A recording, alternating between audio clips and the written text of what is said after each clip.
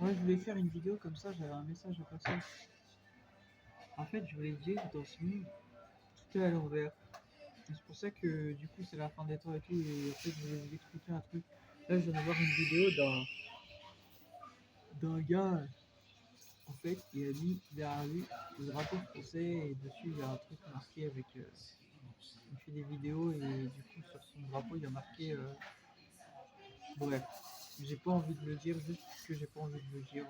Un truc en lien avec la chrétienté et tout ça. Bon, tout ça. Bref, et donc du coup, en fait, juste en fait, ce qui est fou, c'est de voir des gens qui sont des défenseurs de tout ça, vous avez compris, de la chrétienté et tout ça, et qui en fait sont, en fait, qui jugent les personnes et tout ça, connues ou pas, en fait, genre en fait, bah, déjà en les rabaissant, mais c'est pas que ça, c'est en fait, ils jugent ultra vite et ils se mettent pas à la place des gens, en fait. Voilà. Et donc là, dans sa vidéo, bon, c'était un thème poétique. Bon, du coup, je vais éviter d'en parler parce que j'ai pas envie de défendre les poétiques. Moi, les poétiques, je peux pas me permettre de les défendre. Mais juste quand vous jugez les gens super vite et que vous savez pas le fond des affaires et tout ça, vous n'avez pas d'éléments justement pour attester si la personne est coupable ou pas, en fait. Pour moi, c'est juste ultra facile. Et pour moi, déjà, c'est pas être chrétien, déjà, pour le rappeler. Mais moi, j'évite en fait de montrer des choses pour me prendre pour un chrétien ou me défendre à travers ça en fait. Pour dire oui, en gros, je montre un truc derrière moi pour dire que je suis avec les chrétiens alors que je suis pas avec les chrétiens en fait. Et je me fais passer pour en gros pour une personne comme telle, vous avez compris, pour en fait enfoncer le clou en fait sur des personnes. En fait. Pour moi, pour moi, ça se fait pas en fait. Pour moi, déjà, en fait, pour moi, c'est une insulte aux chrétiens, déjà. Et en plus de ça, pour moi, ça se dit pas. Voilà. Genre, par exemple, moi, vous ne me voyez pas, par exemple, parler, c'est un exemple, ok? Pourtant, je pourrais le faire, mais vous ne me voyez pas, par exemple, parler des affaires sur lesquelles, par exemple, Novak Djokovic, c'est un exemple, même si c'est pas politique, mais dans lesquelles il a été parfois bah, lié lorsqu'il s'est mal comporté sur le court ou ce genre de choses. Voilà. Vous ne me voyez pas en parler, pourtant, je pourrais le faire. Et Novak Djokovic, il est chrétien. Pourquoi je fais pas ça? Parce que simplement, j'ai du savoir-vivre. Voilà, j'ai du savoir-vivre. Je pourrais le faire, mais Novak Djokovic, il s'est déjà expliqué sur pourquoi, au fait, il s'est comporté comme ça lorsque des fois il était sur le court et tout ça. Bon, bah, en fait, il vous l'a dit lui-même, Novak Djokovic, dans le passé, avant d'être sportif, il se dit chrétien. Voilà, c'est ce qui fait que c'est le meilleur joueur de tennis de tous les temps. Parce que avant d'être au fait sportif, il a justement ce comportement qui est bon en fait. Voilà. Voilà. Peu importe que vous le jugiez sur certaines choses qui ne vous vont pas, en fait. Il vous a montré que lui, il a le bon comportement et c'est pour ça que c'est un leader. C'est pour ça qu'il est très fort. Voilà. Et qu'en plus de ça, malgré ce que vous pouvez dire sur les gens, bah, il a fait des actions même pour aider les gens, en fait. Donc à un moment donné, il faut arrêter, en fait, de. Je sais pas, en fait, je trouve ça complètement stupide, en fait. Voilà. Moi, je trouve ça complètement stupide de juger les gens comme ça sans savoir le fond des affaires, si t'as pas de preuves en fait pour attester que quelqu'un est dans une bref est coupable de certaines choses dans des affaires en fait, pourquoi tu l'ouvres en fait? Je trouve ça minable en fait. C'est minable, c'est minable en fait. Faut pas faire ça, hein. C'est pas ce que vous voulez. Moi je veux juste le dire. Voilà. Après vous savez oui les politiques tout ça ils ont toujours été mêlés avec de la corruption, eux-mêmes ont été bref corrompus et tout ça par l'argent, ce genre de choses, mais ça pas maintenant. La politique, ça existe depuis la nuit des temps, en fait. Les gens corrompus, ça fait depuis toujours qu'il y en a, en fait. L'argent a toujours acheté les gens, et ça date bien avant même la politique, en fait. La corruption, ça date de la nuit des temps, en fait. Voilà. L'époque j'allais dire même de Satan, en fait. Donc, c'est, je sais pas, moi je trouve ça ultra bas, en fait. Voilà. Et pour moi, c'est vraiment, je sais pas, moi, je trouve ça honteux. Vous voyez, je vais vous le dire, sur le drapeau, il y avait marqué cœur sacré de Jésus. Ben, je trouve ça honteux, en fait. Sur le drapeau français là, de la personne de cette vidéo. Mais je vais pas faire la pub de cette personne juste parce que j'ai pas besoin de parler de cette vidéo. C'est juste pour dire que c'est honteux, je sais pas. Je trouve ça honteux, moi.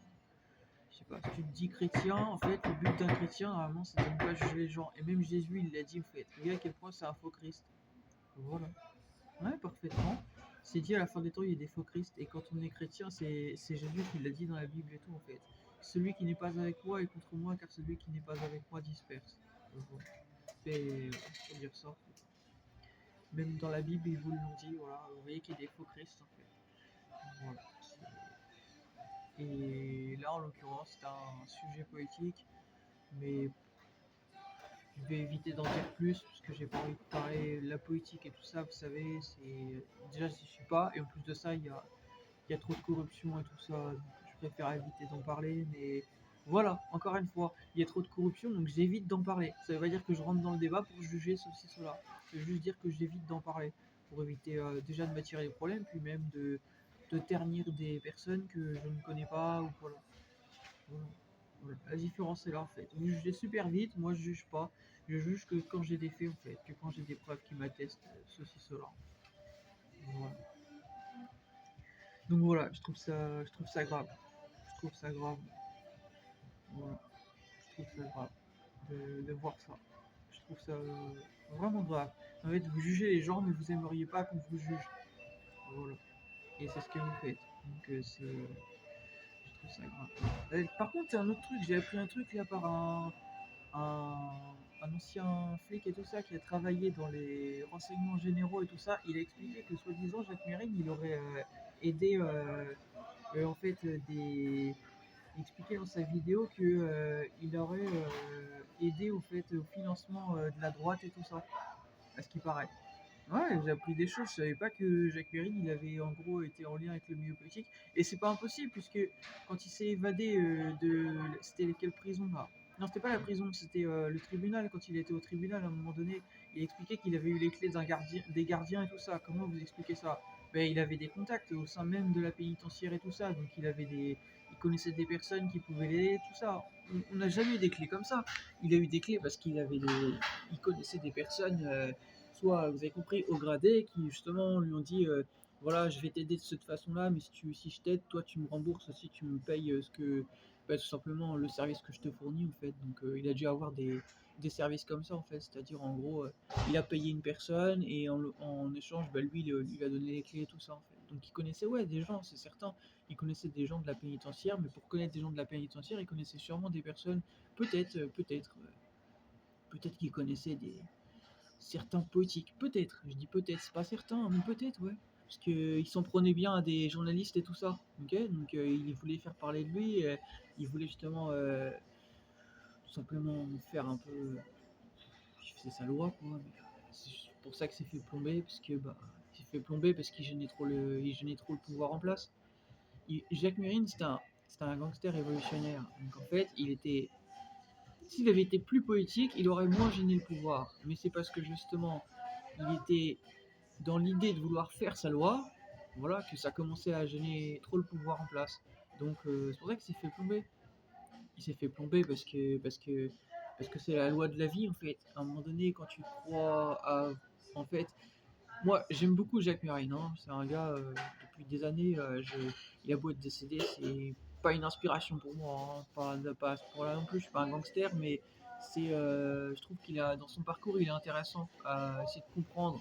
Voilà pourquoi il en est arrivé à faire ce qu'il a fait, parce qu'avant c'était un militaire et tout ça. Mais sachant ce que moi je sais, hein, je vous invente pas de bobard, je vous dis ce que je sais de cette personne. Mais en tout cas, s'il avait été plus poétique, il aurait moins gêné. S'il était, en fin de compte, s'il avait fait un peu comme son compagnon de l'époque, là, François Besse, que en gros il avait essayé justement de, bah, en fait, rançonner en gros le système d'une façon et se mêler un peu aux politiques, mais il l'aurait pas fait parce qu'il n'avait pas confiance à la politique, il le disait lui-même, ce qui est logique, voilà. Mais s'il avait fait un peu comme François Besse et qu'il avait arrêté un peu ses conneries, bah, je pense qu'il n'aurait pas été plombé. Mais c'est parce qu'il allait trop loin. Il braquait trop de gens, il faisait trop sa loi, il faisait ça à visage découvert en plus, le gars. Donc forcément que n'importe où il allait, c'était l'ennemi public numéro un, il était recherché partout. Et c'est pas une vie hein, de vivre comme ça, hein, mais c'est quand même pour dire ça en fait. Quand tu vis comme ça, tu sais très bien que tôt ou tard tu vas te faire plomber. Parce que t'as beau vivre dans une époque où il n'y a pas autant de caméras qu'aujourd'hui, t'es recherché partout. Où que tu ailles, t'es fiché en fait. Où que tu ailles. Donc c'est pas une vie, c'est vivable. Voilà. Il faisait ça à visage découvert en plus. À visage découvert, ouais, Jacques Marine, on peut pas dire qu'il avait pas de couilles par contre, il faisait ça à visage découvert. Là, je remets en question, il est décédé, je crois, Thierry Ardisson, il disait que c'était un peu un beauf. Non, tu vas pas lui dire ça. S'il était en vie, tu lui dis ça en face, il t'en aurait mis une. Non, non, c'est pas loin d'être un beauf. Alors, loin, très loin d'être un beauf. Si ça avait été un vrai beauf, il aurait pas braqué autant de choses. Même s'il a été pas mal de fois en prison, mais il a quand même fait beaucoup, beaucoup de choses, hein. Alors, c'est des attaques contre des prisons et tout ça, c'est loin d'être un beauf. Il était militaire, Jacques Mérine. Il est très très loin d'être un beauf. Faut savoir un peu de quoi on parle, hein. Mais c'est intéressant quand même de tomber sur des infos comme ça. Moi je savais pas, hein, que soi-disant il aurait été donc en gros être mêlé en fait à des personnes de la droite et tout ça pour des. Je vais pas vous dire des conneries, mais en tout cas voilà, expliquer qu'il a côtoyé le milieu politique et tout ça. Bon, je savais pas. Je savais pas. Je vais pas vous en dire plus. Je sais plus trop ce qu'il a dit exactement, détail presse, cet ancien flic là, mais même au sein de la police, il l'appelait, je sais pas comment il l'appelait, pas le grand, mais je sais plus, il avait un surnom, je crois, au sein de la police. Non, c'était très loin d'être un beau. Non, il était un peu Jean Foutiste en fait, c'est-à-dire il savait ce qu'il faisait, mais aussi il assumait voilà ce qu'il faisait parce qu'il savait il savait qu'il faisait les choses parce qu'il voulait faire ces choses-là, tout simplement. Il avait choisi sa vie en fait, il l'avait dit lui-même en fait. Voilà, il avait choisi de vivre cette vie. Moi, je vous incite pas à vivre comme ça, hein. À vivre comme un gangster. En plus, à visage découvert, vous êtes fiché partout, vous n'allez plus avoir de vie, hein. C'est ça votre avenir, moi je vous le dis, hein. C'est un message même à cette gecko, s'il connaissait un peu mieux Jacques Mérine, s'il connaissait un peu, parce que moi je connais bien l'histoire de Jacques Mérine, parce qu'il se dit être le fils de Jack Mess, bah faut écouter ce que je te dis, mon petit. Je t'écoute. Moi je t'appelle mon petit aussi, ce que tu voulais rabaisser les gens ici, donc je t'explique. C'est pas méchant, hein, mais juste pour t'expliquer en fait. Jacques Mérine, si tu connaissais Jacques Mérine, si t'avais vécu à son époque à faire le gangster, tu serais fait plomber comme lui. Voilà. C'est ça ta vie en fait, de vivre, comme un fils de Jack Mess. Je m'excuse, hein, mais t'as pas compris la vie, toi, en fait, hein. Voilà. T'as vraiment pas compris la vie, hein. Voilà. C'est sauvage, hein, comme il a fini, en fait. Moi, je m'excuse, mais une vie comme ça, c'est pas du tout la vie, en fait. Vraiment pas du tout la vie. Ça vous sert à quoi, en fait, d'enfiler des cagoules pour ceci, cela, pour 3 francs 6 sous, en fait, pour au final, en fait, être pisté, rechercher au nez du bois, vous avez compris, en fait. Ça sert à quoi, en fait? Expliquez-moi, ça sert à quoi en fait? D'être pisté, de regarder toujours derrière son épaule. Vous avez vécu ce genre de vie? Vous savez ce que c'est que de vivre ce genre de vie? Vous savez pas ce que c'est. Vous faudrait y songer avant de le faire. Parce qu'une fois que vous êtes dedans, après vous en sortez plus, hein. Voilà. Bah moi c'est pour la vie que j'aspire, hein. Moi je vous le dis tout de suite. Moi je vous le dis tout de suite. Zéro. Zéro comme vie. Même Michael Scofield, il voyait en prison break. Il en a marre de regarder derrière son épaule. Même lui. Et pourtant, il en a fait des choses, hein. Et pas qu'un peu, hein. Lui, il rassemble le cartel et tout ça pour essayer d'arrêter tout simplement les gens qui se croient au-dessus des lois, qui volent des milliards et tout ça. Voilà. Même Michael Scofield vous a enseigné. Et encore mieux que Jacques Mérine. C'est pour dire, hein, à quel point, hein. À quel point, si Michael Scofield il avait existé au temps de Jacques Mérine, il aurait mis Jacques Mérine à l'amende. Voilà. Parce que Michael Scofield, il a la tête. Alors Jacques Mérine, il avait la tête, mais il avait plus les bras que la tête. Voilà. C'est pour ça que Michael Scofield, il agit seul. Et qu'il a fait évader 8 personnes de prison. Jacques Mérine, il a fait évader un type de prison. Voilà. Ensuite, quand les gens ils se sont fait, ils sont sortis de cette prison du Canada, il avait réussi à percer un grillage dans l'histoire de ce qui s'est passé, hein. Je connais l'histoire. Ils sont évadés de façon, en gros, c'était par coup de chance en fait. Voilà, c'était par coup de chance, mais ils ont dû être rattrapés parce que bah, ça s'est passé tellement vite que de toute façon, ces gens-là en général ils vont pas loin en fait. Quand t'as pas de plan, tu vas pas loin. Tu vas pas loin.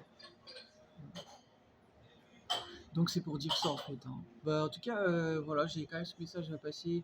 Voilà, ça sert à rien de jouer au bandit, ça sert à rien de jouer au bandit dans cette vie. En fait. Je vais vous l'apprendre en fait. Voilà. tu veux quelque chose, donne-toi dans les moyens, reste toi-même, et voilà, reste toi-même, mais sois juste en fait. Voilà. Mais il n'y a pas besoin de se croire hautain, de se croire hautain et plus haut que les gens en fait. Ça sert à rien, ça. À rien du tout. À rien. Et vous l'apprendrez. Voilà. Vous l'apprendrez que ça sert à rien. Voilà. Et après, de là à dire que dans les politiques et tout ça, ils sont tous corrompus, je suis pas d'accord avec vous. Non, je suis pas d'accord avec vous. Regardez le député de Eure-et-Loir. Moi, je viens d'Eure-et-Loir en France. Voilà. Il est mort. Expliquez-moi ça. Pourquoi il est mort alors qu'on n'a jamais entendu parler de lui dans le passé? Il a fait parler de lui à travers cette affaire. Expliquez-moi ça. Parce qu'il savait des choses et qu'à mon avis, il était fait supprimer. Par qui, on ne sait pas. Mais en tout cas, dire que les politiques sont décorrompus, tous décorrompus, je suis pas d'accord. Bon, allez dire ça à Giorgia Meloni, tiens. Allez lui dire ça en face. Vous allez voir comment elle va réagir.